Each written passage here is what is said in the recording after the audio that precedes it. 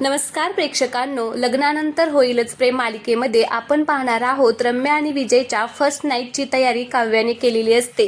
त्यांची सगळी रूम फुलांनी डेकोरेट केलेली असते आणि मग काव्या रम्याला घेऊन तिच्या रूममध्ये येते आणि डोळ्यावरती हात ठेवून तिने आणलेलं असतं. त्यावेळेस रम्या म्हणते की काय चाललंय हे, बघ मला फालतूची अजिबात सरप्राईज आवडत नाही, तू हात काढ. मग काव्या म्हणते की अगं थांब थोड्या वेळ, आता बघ तरी मी काय केले तुमच्यासाठी आणि अजिबात चिडचिड करू नको, आधी पहा आणि मग रिॲक्ट हो, असं म्हणून ती तिच्या डोळ्यावरचा हात काढते आणि ढंटाळान असं आता ती मुद्दाम जोरात ओरडते. रम्याच्या मात्र पायाखालची जमीन सरकलेली असते. काव्याने तिची रूम फर्स्ट नाईट सारखी तयार केलेली पाहून, त्याचबरोबर सगळीकडे गुलाबाच्या पाकळ्या बेडवरती हातरलेल्या असतात, हार्ट शेपमध्ये बलून लावलेले असतात आणि हे सगळं पाहून रम्याच्या पायाखालची जमीनच सरकते. रम्या खूप आश्चर्यचकित झालेली असते. विजय मात्र इकडे स्माइल करत असतो, त्याला सुद्धा हे आवडलेलं असतं.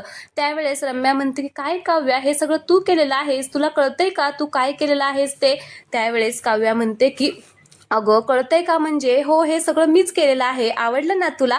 तुम्ही दोघं जेव्हा जेवणासाठी खाली गेला होता ना, तेव्हाच मी हे सगळं केलं. आणि तुला माहितीये का रम्या, हे सगळं कधी काळी तू सुद्धा माझ्यासाठी केलं होतं, आठवतंय ना तुला? मग रम्याला सुद्धा आता तो क्षण आठवतो. तर काव्या म्हणत असते की तेव्हा मी नवीन नवरी होते, आता तू नवी नवरी आहेस, हो की नाही? आणि मग ती पुन्हा विजयला म्हणत असते की तुम्हाला सांगते विजयराव, आत्तापर्यंत रम्याने माझ्यासाठी इतकं काही केलेलं आहे ना, त्याची परतफेड करायला नको का मी? हो ना, म्हणून मी हे सगळं केलेलं आहे खास तुझ्यासाठी, हे सरप्राईज, असं म्हणून काव्या खूप खुश झालेली असते आणि पुन्हा म्हणते की चला, माझं डेकोरेशन तुम्हाला किती आवडलेलं आहे हे तुमच्या चेहऱ्याकडे बघून समजतंय, खरंच मी खूप खुश आहे. रम्या मात्र काव्याकडे रागानेच बघते. तर काव्या म्हणते की चलो guys and enjoy your first night. आणि मग काव्या रम्याच्या जवळ जाते आणि तिच्या कानामध्ये सांगते की काय ग रम्या, या खोलीच्या बाहेर आवाज येणार नाहीत ना?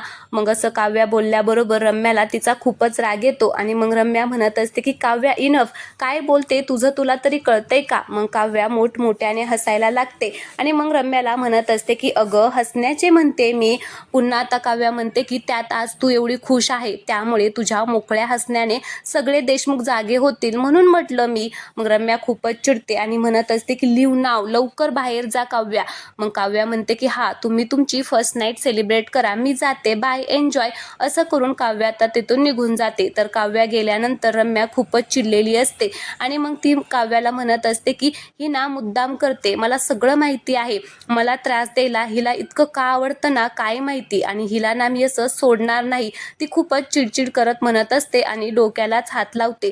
तर विजय दरवाजा लावून घेतो आणि तो मात्र खूप खुश झालेला असतो. तो रम्याला म्हणतो की सोड ना, चिल, तू काय एवढा विचार करतीये, खूप छान केले तिने डेकोरेशन, आणि सांगू का तुला, काव्याने जरी केलं नसतं ना तरी मी केलं असतं. असं म्हणून तो तिथल्या बेडवरच्या गुलाबाच्या पाकळ्या घेतो आणि रम्याच्या अंगावरती टाकायला सुरुवात करतो आणि म्हणत असतो की बरं झालं तिने माझं काम वाचवलं. आणि तो आता तो पाकळ्या टाकतच राहतो आणि पुन्हा म्हणतो की रम्या, फुलं उमजलेली आहेत, रात्र सजलेली आहे, कॅन्डल जळतायत, मग पुढचा काय विचार आहे? असं म्हणून तो तिच्या डोक्यावरती पाकळ्या टाकत असतो, फुलं टाकत असतो आणि मग तिच्या जवळ जायला जातो.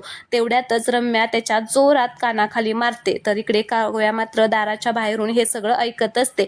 तिला आता कानाखाली मारलेला आवाज सुद्धा बाहेर जातो आणि ती एकदम खुश झालेली असते. तर इकडे रम्या विजयला कानाखाली मारून म्हणत असते की लिमिटमध्ये राहायचं, काय करायचं, लिमिटमध्ये राहायचं, कळलं ना, आणि माझ्या मागे मागे यायचं नाही. आता ती खूपच चिडून त्याला म्हणत असते. तर इकडे आता काव्या सुद्धा ऐकत असते आणि म्हणत असते की बरं झालं त्या विजयला चांगलं तिने चापट मारली ती.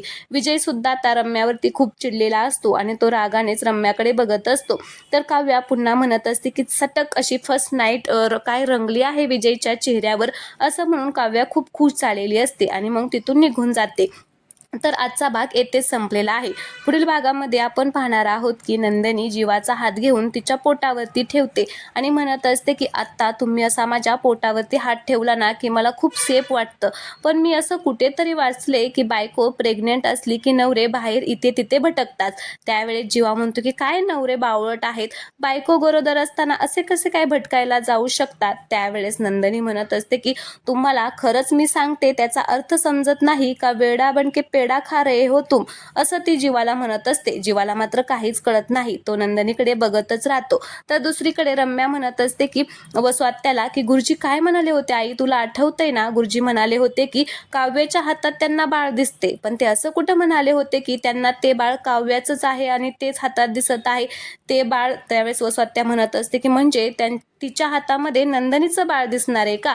मग रम्या म्हणत असते की असंही होऊ शकतं. तर स्वात्या तिच्याकडे आश्चर्यानेच बघायला लागते. आता रम्या पुढे काय करणार आणि काव्याच्या बाळाला संपवणार का, त्यासाठी काय प्रयत्न करणार हे आपण पुढे पाहणार आहोत. त्यासाठी प्लीज तुम्ही चॅनलला सबस्क्राईब करा. धन्यवाद.